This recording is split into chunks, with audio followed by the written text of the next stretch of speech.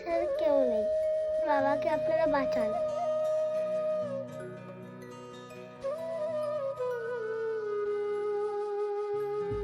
আমি সুস্থ হতে চাই, আমার পাশে এসে আপনারা দাঁড়ান। হ্যাঁ দিদি, কি হয়েছে? এই যে আমার হাজবেন্ড অসুস্থ, উনি ইলেকট্রিকের কাজ করতে গিয়ে ইলেকট্রিক পোল থেকে পড়ে গিয়ে দীর্ঘ 1 বছর ধরে বসে আছে। আমার ইনকাম করার আর কোনো মানুষ নেই। আমার এই একটা ছোট্ট বাচ্চা এখন প্রাইমারিতে পড়ে, পড়াশোনা সব বন্ধ করে দিয়েছি, কিছুই চলে না। ওনার চিকিৎসাও করতে পারছি না আমি, ওনার ঠিক করে খাওয়া দাওয়া হচ্ছে না। দাদা কি হয়েছে?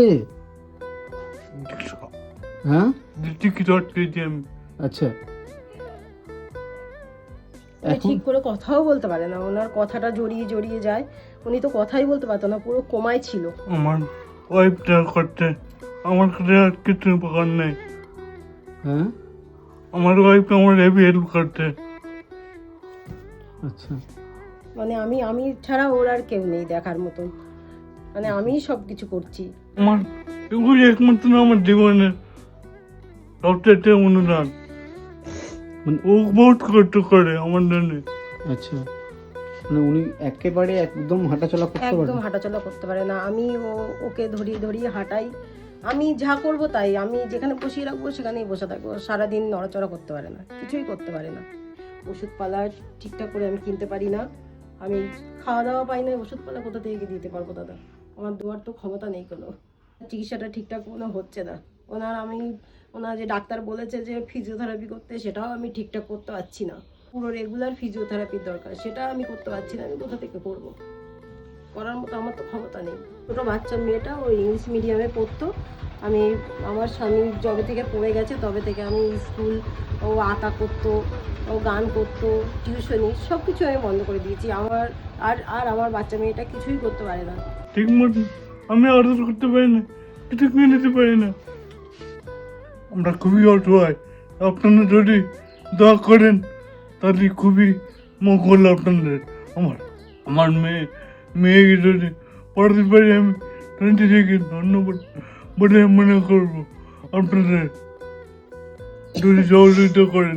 ঠিকঠাক মতো খেতে পারি না দাদা, আমার খাওয়া হচ্ছে না কোনোরকমভাবে। দিন আনা দিন খাওয়া মতন হচ্ছে, আলু সিদ্ধ ভাত ডাল এরকম করে খাচ্ছি। আমাদের খাওয়াটাও ঠিকঠাক হয় না। ও তোমার নাম কি? রিয়া, হ্যাঁ, রিয়া, তুমি কোন ক্লাসে পড়ো? টু। মেয়েটাকে ঠিকঠাক খেতে দিতে পারছি না, না দিতে পারছি।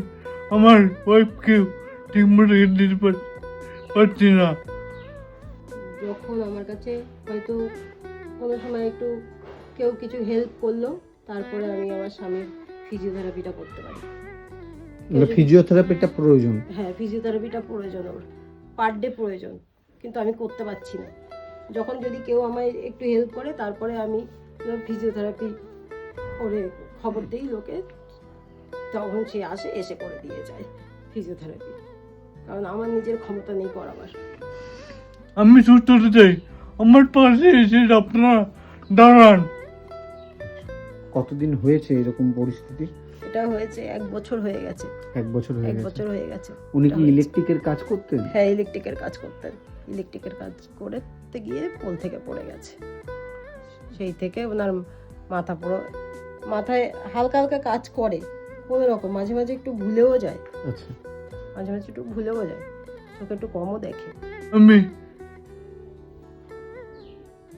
আমি বাবা হিসেবে খুবই দুঃখিত। আমার ছোট মেয়ের পেছনে দাঁড়াতে পারি না, আমার ওইপির পেছনে আমি হেল্প করতে পারি না একটু।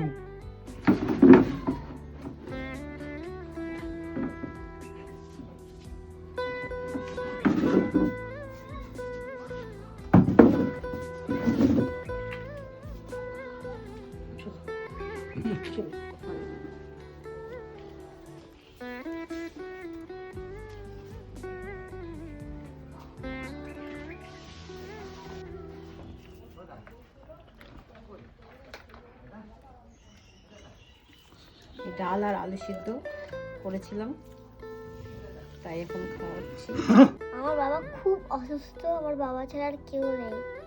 আমি আবার কাজ করতে চাই, আবার সুস্থভাবে মারতে চাই। আমার পড়াশোনাও বন্ধ হয়ে যাচ্ছে, আমার বাবাকে আপনারা বাঁচান। আপনাকে স্যালুট, মানে আপনি আজকের দিনে দাঁড়িয়ে যেভাবে স্বামীর সেবা সুস্থতা করছেন, আপনাকে স্যালুট।